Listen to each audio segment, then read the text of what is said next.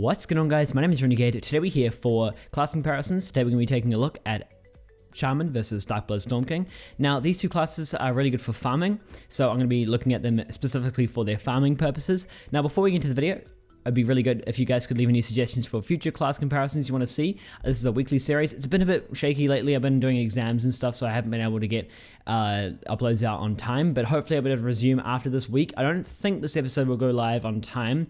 My dad's taking me skiing this weekend, so this is way ahead of time I'm recording this, so it's kind of all out of sync or whatever, but that's beside the point. These come out regularly on Sundays, but they haven't been lately, but they will be. So leave suggestions for future episodes of this in the comment section down below. Make sure you leave the category you want to see them compared for as well. So if you want to see, for example, Blazebinder versus Shaman, make sure you leave the actual category, like farming, soloing, whatever. Now, also, while you're down there in the comment section, if you guys could leave a like and subscribe if you haven't already, that'd be awesome. In the description, I also have my Discord server linked. You can join that. Come chat with me or any of the other people that are already in there. And also, I have my Twitter link there as well. On Twitter, I generally just do like updates and stuff regarding my videos. And I also tweet a whole bunch of AQW news if you're interested in that. Regardless, let's get into this week's video. So first up, we'll talk about Shaman. Now, Shaman class is really good for using its first two abilities. Basically, the other two abilities that are in the class, the fourth and fifth ability, they don't really contribute to the farming aspect of the class much at all. Now, the first ability is called Ancestor's Flame. It consumes 10 mana and has a 4-second cooldown. It just deals moderate damage and applies Scorched Spirit. This is to 3 targets. And so the moderate damage it applies is about 500 non-crit and 1.2k crit. That's generally how much it does. Now, the second ability is called Hydrophobia, and what it does is it consumes 15 mana, has a 4-second cooldown. And what it essentially does is it deals damage to 3 targets, and if they are affected by Scorched Spirit, it'll heal the Shaman for a portion of the damage dealt for about 3 ticks of about 250 HOT, so decent amount of healing there. And it'll deal pretty big damage. So the damage on the first ability, again, is 500 non-crit, 1.2k crit. Then once you apply Hydrophobia, if Scorched Spirit is applied, it'll deal 2.5k crit and 1k non-crit, and that's on 3 targets, so it's pretty decent, and it crits quite often.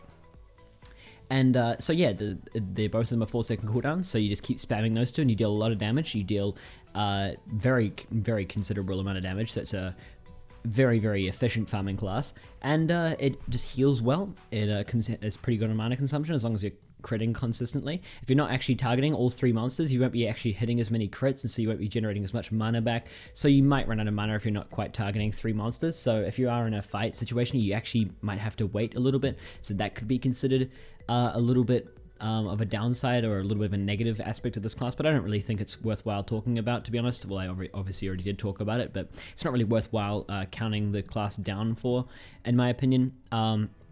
Very good damage output, as I said before. No mana issues, no efficiency issues at all, so it's actually a very good farming class. If you want more information about the class itself, I do have a full how good is video, a full class guide if you will, and I'll link that in the description down below. Okay, so we'll talk about DARKBLOOD STORMKING now. Now, the DARKBLOOD STORMKING has 3 abilities you really want to be focusing on. The last one deals sort of a decent amount of damage, and it consumes a lot of mana. It consumes 90 mana, so it's really not worth the trade-off, to be quite honest with you. So the abilities we want to be using in this class are called Stormcall, Skyfire, and Thunderclap.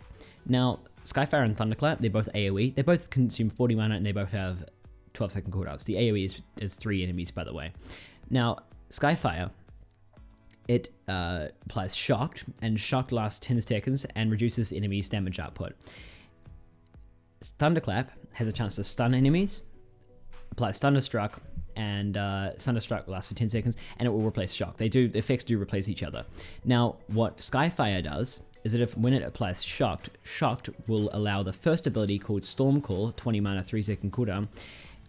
If you use Stormcall, it'll heal you for about 400 health every time you use Stormcall if Shocked is applied. Whereas the Thunderstruck from Thunderclap will give you back mana. So I mentioned before that they have 40 mana consumption on both Skyfire and Thunderclap, so that's quite a bit of mana, but you do gain it back if you have Thunderstruck applied, so that is a pretty decent mana regeneration model. To put it in perspective, I generate pretty much like 30 or 40 mana back every time I do that, so you can pretty much just go bam, Thunderclap, regen some mana, then quickly go back to Skyfire and keep spamming the Storm Core with the shocked effect to gain health back. It's a pretty good model. It's actually a really fun class to use because of the way that works. But yeah, so the damage output on both Skyfire, Thunderclap, and Storm Call is about 470 non-crit and about 1.2k crit. So it's really not much. And as I mentioned before, Skyfire and Thunderclap are AoE, 3 targets, and Stormcall is just single target, but they all deal about the same amount of damage. So it's really not that much damage output, but yeah. So it's pretty reliable. The mana consumption is pretty decent. You might find sometimes, especially when you're being attacked by stronger monsters, that having to switch from the mana consumption to, well, the mana regeneration to the heal might cause you to go a bit low on health, and so you have to keep going back to the Skyfire shocked combo and keep spamming the Storm Call to get your health back. But generally there's no real issues with all of that. You can generally time it pretty well, but sometimes you might get caught out with the cooldown too low or something like that. But generally it's pretty decent and it works well.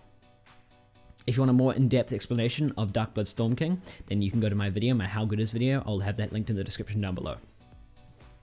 As for our conclusion, guys, I'm going to give the winner of this episode to Shaman class. Shaman class actually deals much more damage than DARKBLOOD Storm King.